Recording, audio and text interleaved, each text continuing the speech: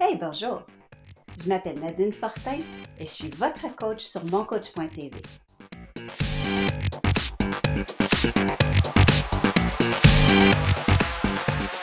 Bonjour chers auditeurs, bienvenue à cet épisode de Leader Résilient. Aujourd'hui, j'ai le plaisir, le privilège d'accueillir mon amie Geneviève Deshôtels.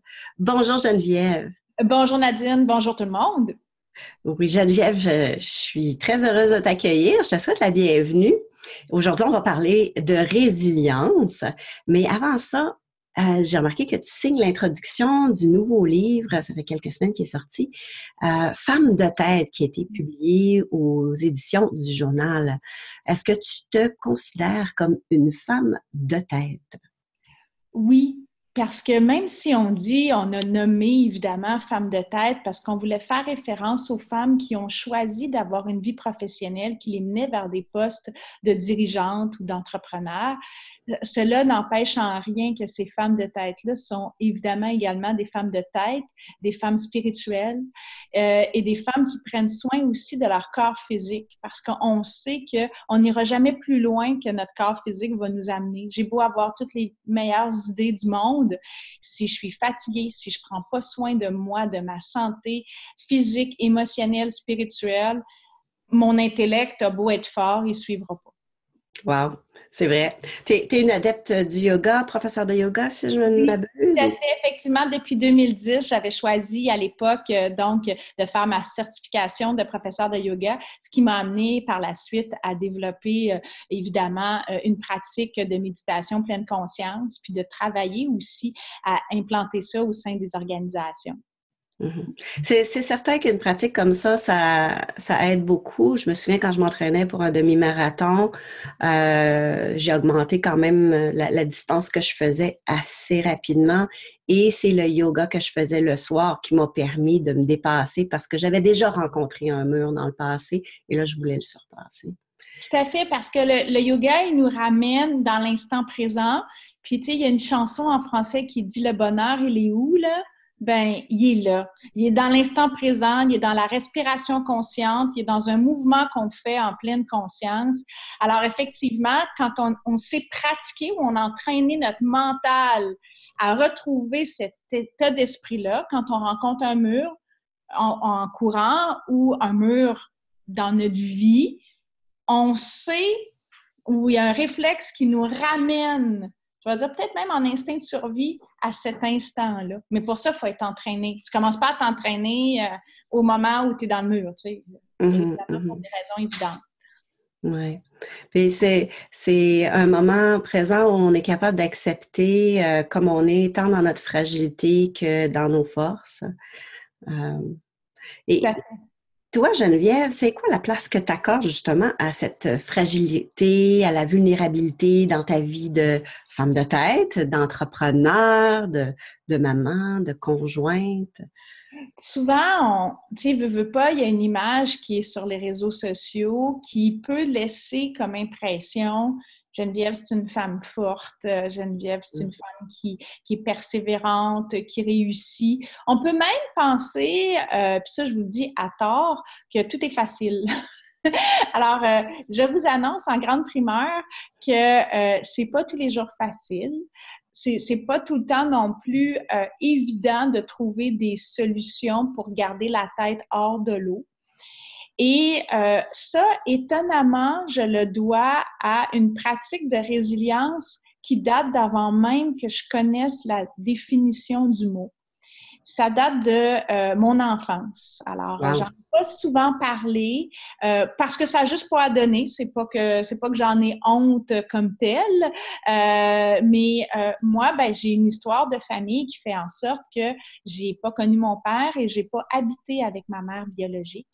Ce qui fait en sorte que, veux pas, il y a des racines qui font en sorte que il y a de la fragilité là.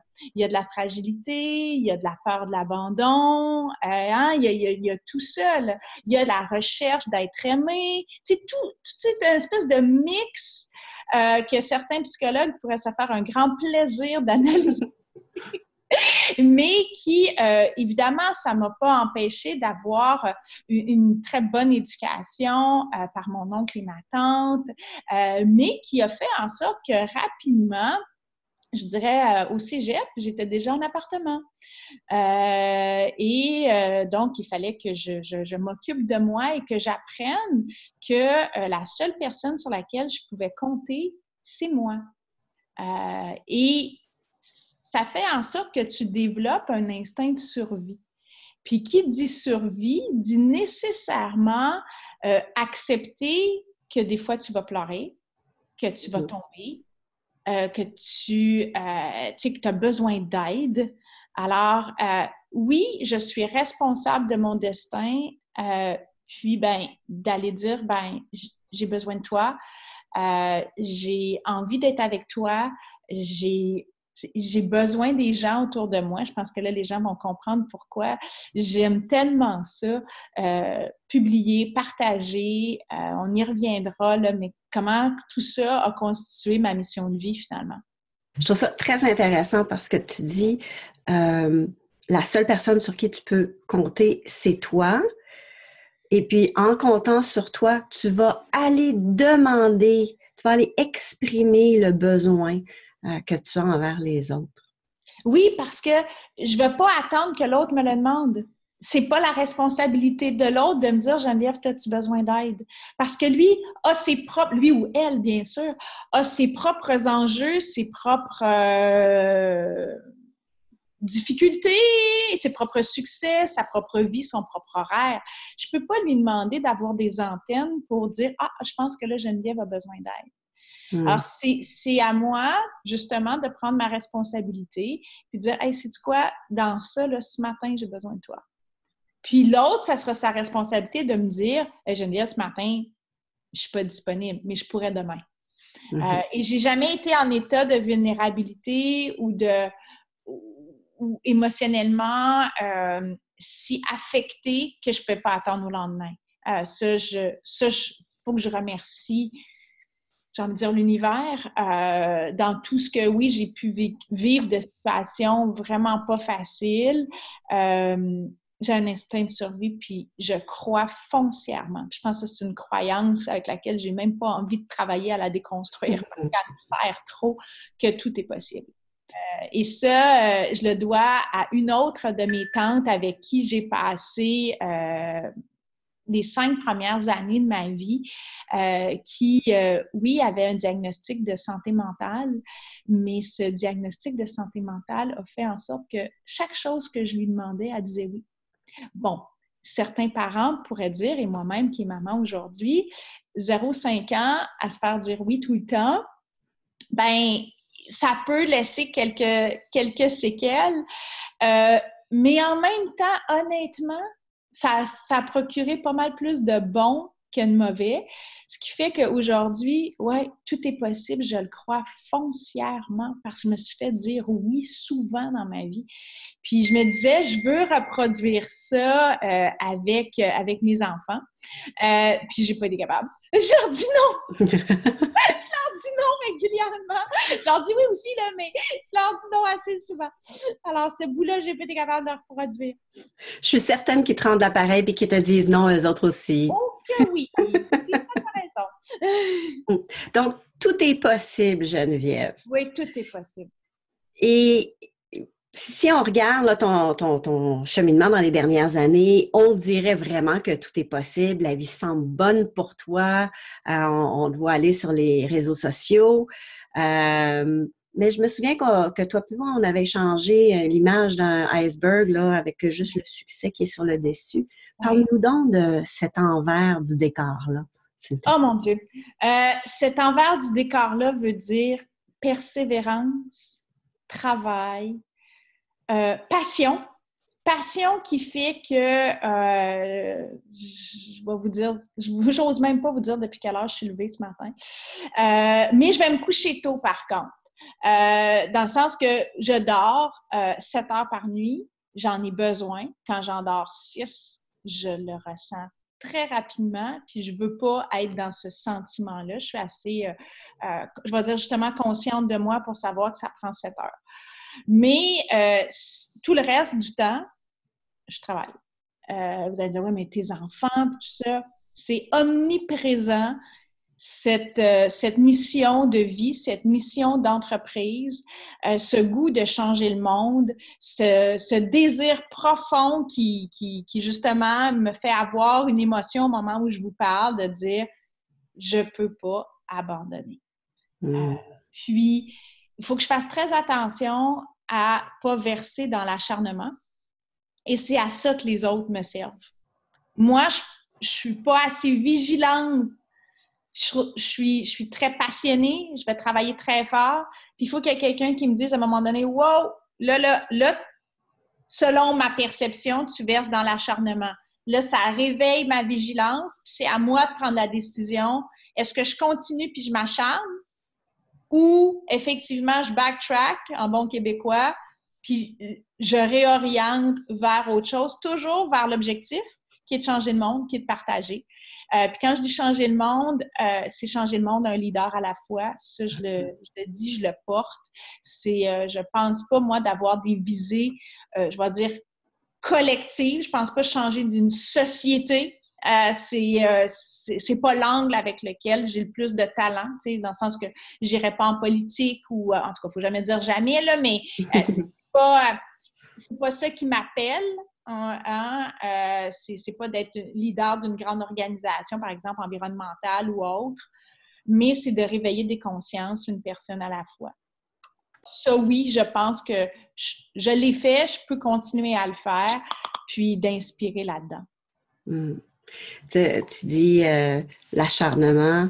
Je pense que c'est une des caractéristiques des entrepreneurs, c'est la limite, pousser la limite de la passion, de la persévérance jusqu'à l'acharnement.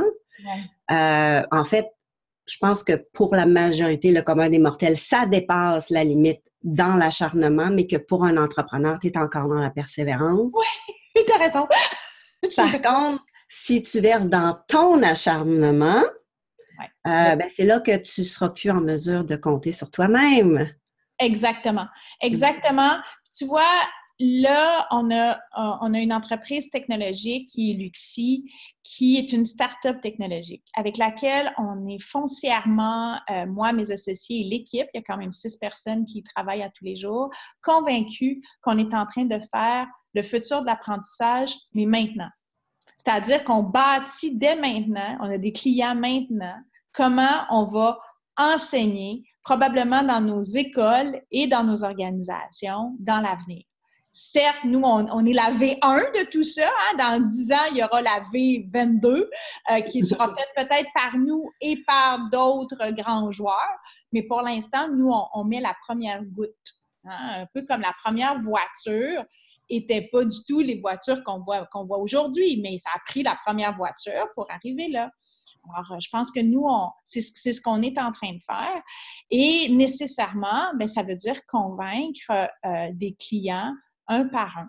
Et un par un qui disent « Ah ouais, je suis pas sûre. » Tout ça. Puis pendant ce temps-là, ben, tu as des employés qui y croient, qui développent, qui ont une paye aux 2 semaines.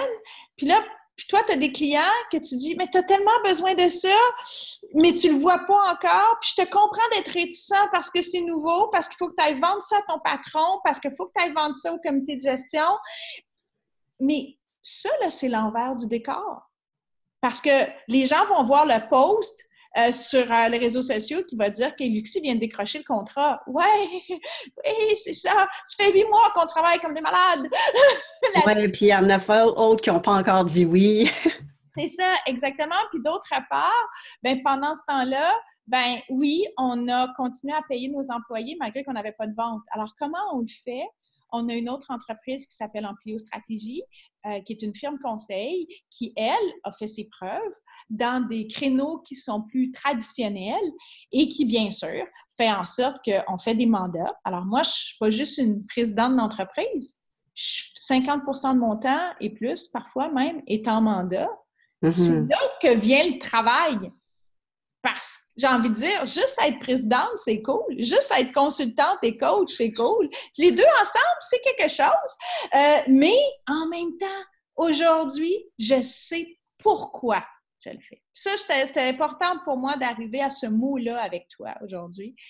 C'était d'arriver à se rappeler quotidiennement, puis des fois, 2 fois par jour, des fois, 3 fois par jour. Pourquoi je fais ça? D'ancrer en ce que Simon Sinek nous a bien écrit, puis il y a beaucoup de vidéos YouTube si jamais les auditeurs veulent consulter ça. Simon Sinek, Start with Why, puis je suis certaine que c'est bien traduit dans plusieurs langues. Oui. Et qui fait en sorte que, oui, lui a pris l'exemple d'entreprises qui ont très bien réussi parce qu'elles savaient pourquoi elles faisaient les choses, mais tout ça se transpose à l'échelle individuelle. Et de se demander pourquoi je fais ça. Puis, la journée où le pourquoi devient plus pertinent, ben il n'y a plus rien qui tombe. C'est comme un jeu de domino, là. Tu sais, tout tombe. Puis, je dirais que c'est un peu la même chose aussi au niveau d'une vie de famille. À partir du moment où tu ne sais plus vraiment pourquoi tu es dans cette relation-là, ben il est temps de se poser d'autres questions. Tant que tu sais pourquoi tu es là, puis que ça t'anime, ben les difficultés, les petites obstinations, les petits, tu sais, la vie, quoi, ben, sans dire que c'est pas grave, puis que c'est pas important, il faut en parler, il faut l'échanger, il faut discuter correctement, avec respect, bienveillance envers l'autre et tout ça, mais ça devient pas un objet de, ben d'abord, on va se séparer. C'est pas ça la finalité. Mais si tu ne sais plus pourquoi tu le fais, même la petite chicanette, tu te dis, ben là, on va se séparer. Ben oui, la petite chicanette devient une grosse montagne. Alors que quand on est capable de se reconnecter au pourquoi, c'est beaucoup plus facile de prendre les bonnes décisions. Oui. Fait que moi, je sais pourquoi je travaille aussi fort. Je sais pourquoi, pour moi, en fait, je dis le mot travailler, pourquoi je vis aussi intensément. J'ai plus envie de dire ça parce que souvent, mes petites filles me disent oui, mais maman, tu sais, t'arrêtes comme jamais. J'ai pas envie d'arrêter non plus. sais. Mais en même temps, ça se pourrait que je sois en train d'influencer 2 petites filles à dire jamais je vais être entrepreneur. Peut-être, ou moi, j'ai été surprise par mon fils qui ont dit « Wow, maman, c'est impressionnant ce que tu fais. » C'est ça, fait que tu sais, peu importe. En tout cas, elles vivent dans un camp entrepreneurial en Oui, hein? de façon perpétuelle. Alors, c'est ça. Puis, je suis fière quand même de leur montrer que dans la vie, il y a aussi une autre croyance que j'ai qui est peut-être pas la meilleure, celle-là, est peut-être limitante à certains égards, mais que tu n'as rien pour rien. There's no free ride. J'aimerais ça qu'il y ait des free rides, mais à chaque fois que j'ai essayé d'en prendre une, puis ça m'est arrivé, ça m'est arrivé une grosse fois, entre autres, où je pensais que j'avais une vraie free ride, puis cette free ride-là m'a coûté 225 000 Oui, effectivement, il n'y en a pas. Puis, je pense que comme entrepreneur, ça fait partie de l'instinct de survie. Tu n'as rien pour rien. Si tu veux réussir en affaires, il faut que tu acceptes de travailler pour. C'est ça. Fait que je me disais, c'était trop beau pour être vrai, tu me diras, mais je me disais, ben avec ce que j'ai vu, tu sais, là, je me confortais. À l'époque, là, tu sais, parce que je ne suis pas complètement juste nounoune, tu sais, mais à l'époque, je me disais, bon, ben, oui, j'ai eu mon lot de difficultés, j'ai travaillé fort, voici une belle opportunité qui va me permettre de surfer puis de l'avoir un peu plus facile. Loin de là. J'ai pas ce chemin de vie-là, faut croire. En tout cas, pas jusqu'à maintenant.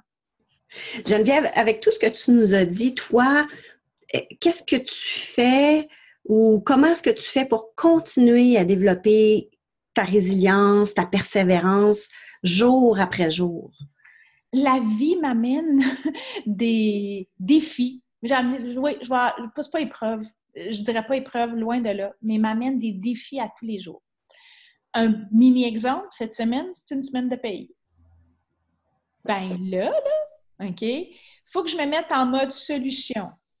C'est une semaine de paye qui sera pas facile parce que d'autres, en plus, elle arrive la première semaine du mois. Hein? Je sais qu'on est intemporel, mais je vous situe comment se situe la semaine. Première semaine du mois, donc un paquet d'autres obligations, tout ça. Qu'est-ce que je laisse tomber?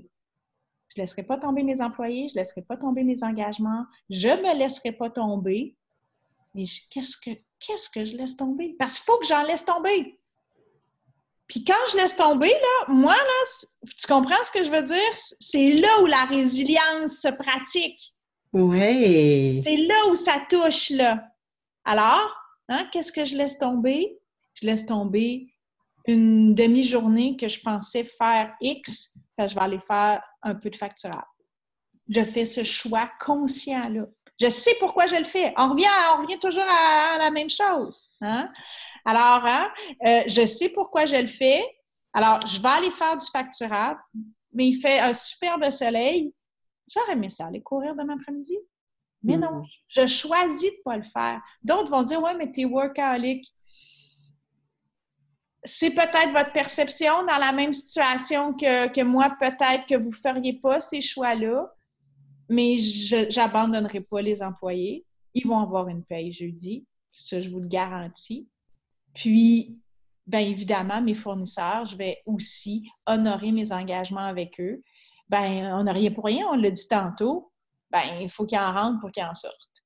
Mm-hmm. Puis, vous allez me dire, Geneviève, tu parles souvent en termes d'argent. Ben oui, parce que comme entrepreneur, puis ça, ben, je tiens aussi à le mentionner, comme entrepreneur, c'est la monnaie d'échange qu'on a choisie dans notre société. J'aimerais ça vous parler de jetons ou de bananes, mais là, pour l'instant, là, c'est pas des bananes qu'on s'échange, c'est de l'argent. Oui, puis tes employés ne veulent pas des bananes. Non, je peux pas leur donner ça jeudi, tu sais. Alors, c'est pour ça qu'il faut s'harmoniser avec le fait de faire de l'argent pour en redonner. C'est un cercle qui est aussi puissant que d'inspirer puis d'expirer, pour faire la référence au yoga. Et à partir du moment où je l'ai assumé, pas juste compris, assumé, c'est là où l'argent, bien sûr que je veux en faire. Je sais tellement ce que je vais faire avec, hein, pour la dépenser, pour me faire peut-être du bien, pour faire du bien à ma famille, peu importe. Des choix. Là, j'ai choisi de prendre tout l'argent que j'ai pour partir une start-up technologique. J'aurais pu faire un paquet d'autres choses avec ça. Mais ma mission de vie, elle m'amène où, moi? À changer le monde et à créer le futur de l'apprentissage. Donc, je sais pourquoi je le fais. Donc, ça en prend. Donc, il faut que je fasse des mandats. Donc, il faut qu'on soit facturable comme équipe. J'ai envie de dire, tout est cohérent. Oui, c'est ce que j'entends. Tes décisions, tu l'as dit, ce sont des décisions conscientes que tu fais avec ta tête, mais avec ton cœur, tes valeurs, ce qui est important, ton pourquoi. Donc, tout est intégré dans la décision que tu prends.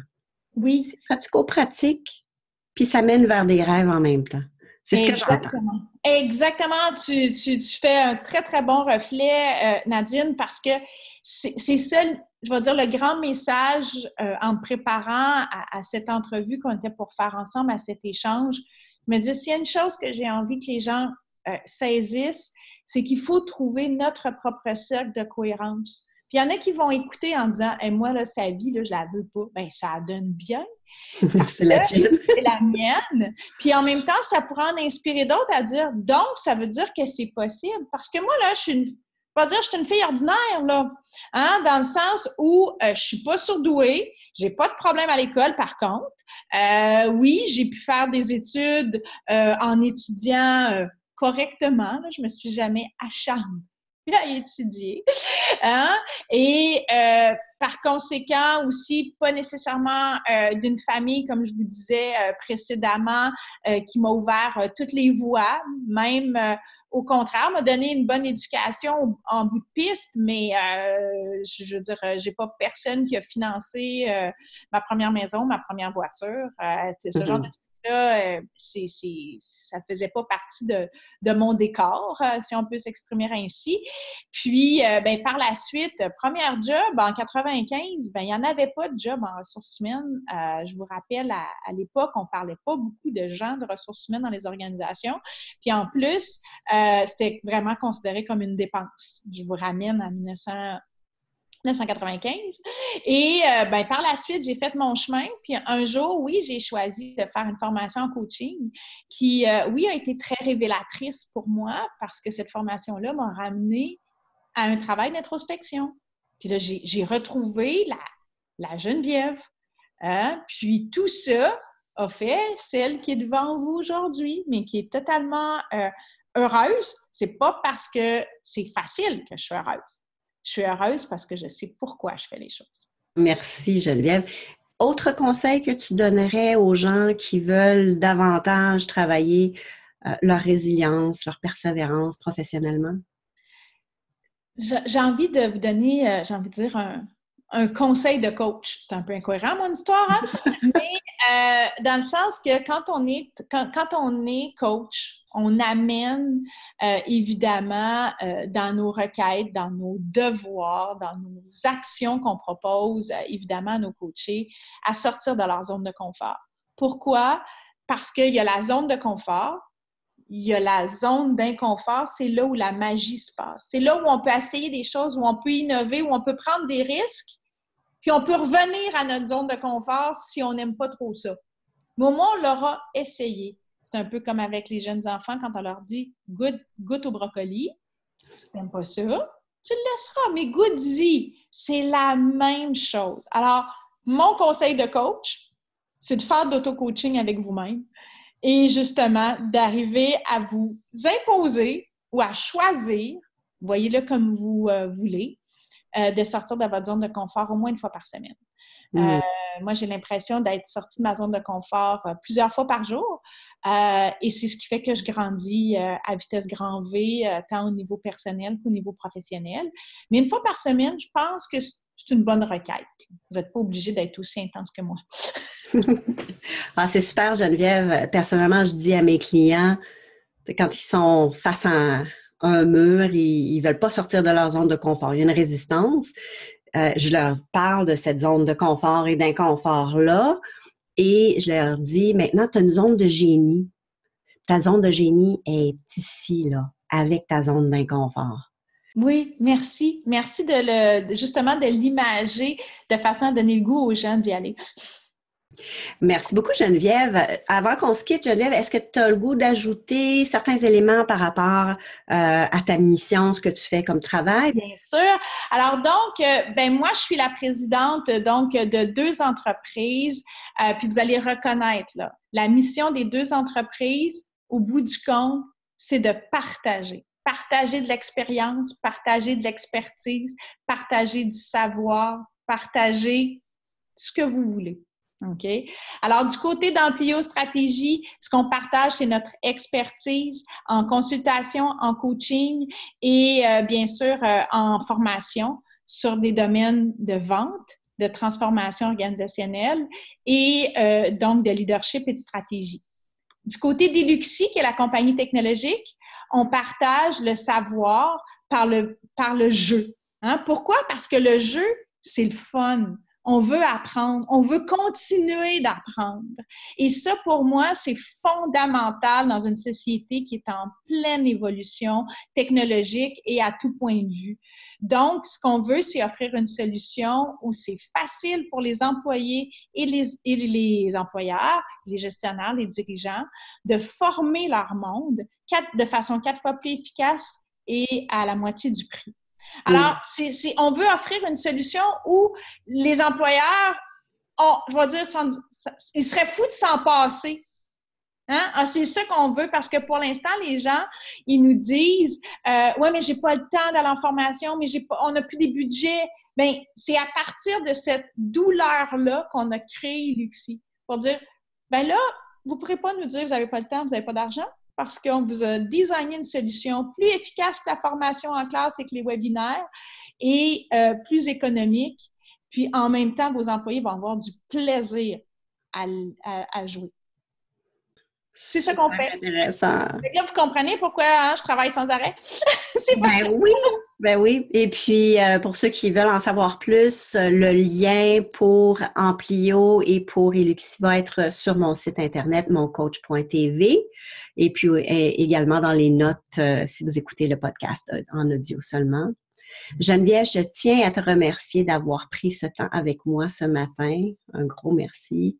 Merci à toi. Merci à vous autres de l'écouter puis d'avoir envie de développer votre résilience parce que justement, dans le monde dans lequel on vit, oui, il faut apprendre à dire « OK, je laisse tomber. Il faut que je ferme une porte au complet pour en ouvrir une au complet. » Encore une fois, merci Geneviève, merci aux auditeurs. J'aurais pas pu mieux le dire que toi. Et à la prochaine. Bye bye.